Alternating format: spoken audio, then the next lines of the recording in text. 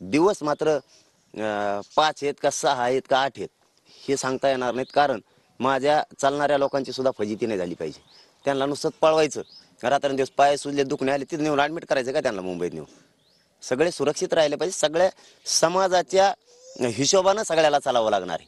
पोरांना पळता येतंय म्हणून ते पळणार, जोरात चालणार, आणि वयोवृद्ध त्यांचा विचार नाही करायचा, मुलांचा विचार नाही करायचा.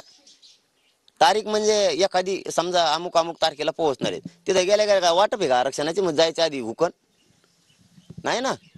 कसं असतं मग तर वाहनं पळले असते आम्ही डायरेक्ट. मग ते 21ला जाऊ शकतो सकाळी आम्ही तिथं. 20ला इथून वाहनात बसायचं, 21ला सकाळी हजर. काय ताण आहे का?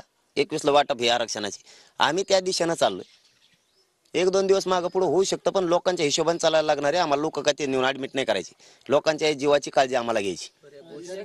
हा सगळा दौरा पायी पायी असेल का अधून मधून रात्रीच्या वेळी वगैरे असं? नाही नाही नाही, पायी पायी. पायी शब्द दिला पायी. हो, पायी शब्द दिला पायी. सगळा मराठा समाज पायी चलत. त्याच्या आत मराठ्यांना आरक्षण कायमचं जाहीर करावं. तर एकदा अंतरवाली सोडली विषय संपला.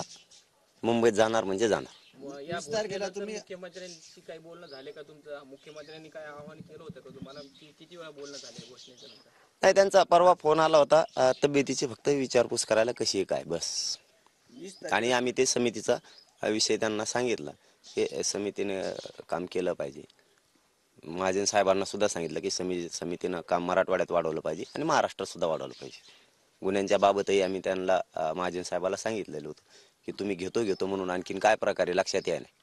आणि नोटिशीचा विषय सुद्धा त्यांना सांगितला होता, पण मला वाटतं नोटिशीचा विषय थांबलेला दिसतोय असा अंदाजा आहे. कारण ते वाहनं शांततेत जाणार आहेत आणि खाण्यापिण्याचं धान्य घेऊन जाणार आहेत, म्हणून सरकारला त्याच्यावरती काही ॲक्शन नाही करता येणार.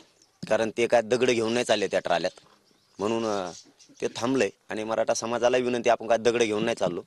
ट्राल्या घ्या, आपलं संरक्षण होणार. रात्री पाऊस आला, दिवसा पाऊस आला, ऊन लागायला लागलं, आपल्याला बसता येईल, जेवता येईल, परत खाली बसता येईल. खाली जर ओलं असलं, चिखल असलं तर आपल्या वाहनात आपल्याला झपता येईल.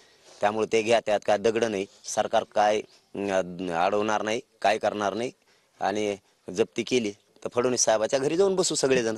20 तारखेला मराठा समाज मुंबईला आंदोलन करण्यासाठी जात आहे. दरम्यान ओबीसीच्या नेत्यांनी मुंबईमध्ये आंदोलनासाठी परवानगी मागितली. त्याच दरम्यान नाही, त्यांचं नाही मला माहिती. ज्याला अधिकार आहे त्यांच्याबद्दल आम्हाला नाही माहिती. त्यांनी 2-3 दिवस झाले भुजबळांचं काही स्टेटमेंट येत नाही. जाऊन दे बाबा त्याचं.